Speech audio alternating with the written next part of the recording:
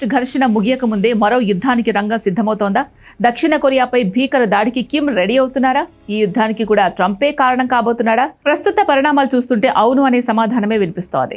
10 ఏళ్ల క్రితం సియోల్కు రక్షణగా ఉంటారని హామీ ఇచ్చిన అమెరికా ఇప్పుడు యూటర్న్ తీసుకుంటోంది. ఇరాన్తో యుద్ధంలో తమతో కలిసి రాలేదన్న ఒకే ఒక్క కారణంతో సౌత్ కొరియాను టార్గెట్ చేశాడు ట్రంప్.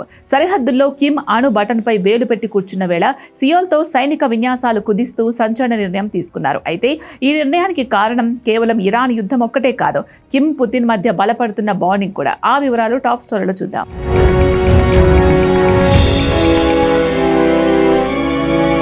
మిత్రదేశం సౌత్ కొరియాను బెదిరిస్తూ ట్రంప్ చేసిన సెన్సేషనల్ ట్వీట్ ఇదే. ఇటీవలే ఇరాన్పై సైనిక చర్యల్లో భాగస్వామ్యం కావాలని దక్షిణ కొరియాను ట్రంప్ స్వయంగా కోరాడు. అయితే పశ్చిమాసియా సంక్షోభంలోకి అనవసరంగా తలదూర్చడం నచ్చని సియోల్ ట్రంప్ ప్రతిపాదనకు చాలా స్పష్టంగా నో థ్యాంక్స్ అని తిరస్కరించింది.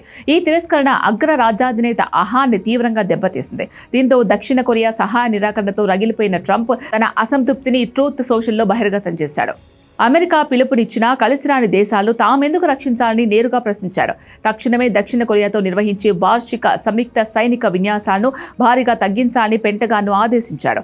ఆగస్టు 15 నుంచి 27 వరకు షెడ్యూల్ అయిన ఉల్చి ఫ్రీడమ్ షీల్డ్ మిలిటరీ డ్రిల్స్ అప్పటికే ఖరారు కావడంతో రద్దు చేయలేకపోయాయని, లేదంటే వాటిని కూడా పూర్తిగా నిలిపివేసేవాళ్లమని ట్రంప్ స్పష్టం చేయడం ఇప్పుడు కొరియా ద్వీపకల్పాన్ని షేక్ చేస్తోంది.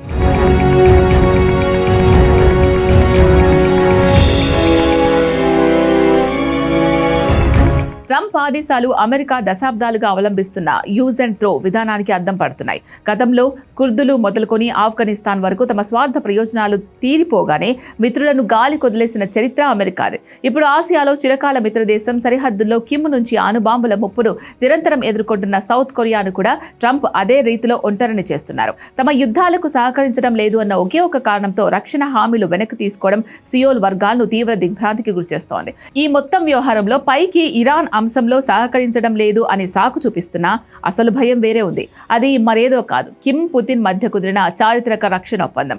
ప్రచ్ఛన్న యుద్ధ కాలం నాటి బంధాన్ని పునరుద్ధరిస్తూ మాస్కో ప్యాంగాంగ్ పరస్పరం రక్షణ ఒప్పందంపై సంతకాలు చేయడం అంతర్జాతీయ సమీకరణాలు తలకిందులు చేసింది. ఇద్దరు అణ్వాయుధ దేశాధినేతలు ఏకమై అమెరికా ఆధిపత్యానికే నేరుగా సవాల్ విసురుతూ ఉండడం ట్రంప్కు కంటి మీద కునుకు లేకుండా చేస్తోంది.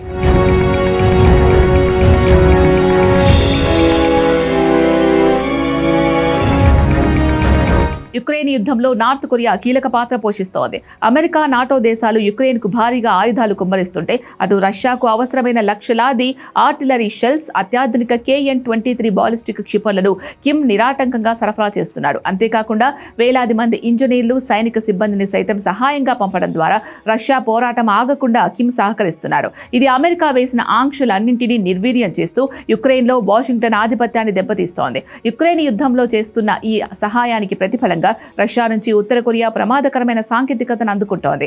అణ్వస్త్ర జలాంతర్గాములు, అత్యాధునిక గూఢచార ఉపగ్రహాలు, అణు వార్హెడ్లను సురక్షితంగా మోసుకెళ్లే రీఎంట్రీ వెహికల్ టెక్నాలజీని పుతిన్, కిమ్కు బదిలీ చేస్తున్నారు అనే నిఘా నివేదికలు వాషింగ్టన్ను తీవ్ర ఆందోళనకు గురిచేస్తున్నాయి. ఇప్పటికే వాషింగ్టన్, న్యూయార్క్ వంటి నగరాలను ధ్వంసం చేసే ఖండాంతర బాలిస్టిక్ క్షిపణులను సిద్ధం చేసుకున్న కిమ్ పుతిన్ టెక్నాలజీతో మరింత బలపడితే అమెరికా భూభాగంపై ఎప్పుడైనా విరుచుకుపడే ప్రమాదం ఉందని రక్షణ నిపుణులు హెచ్చరిస్తున్నారు.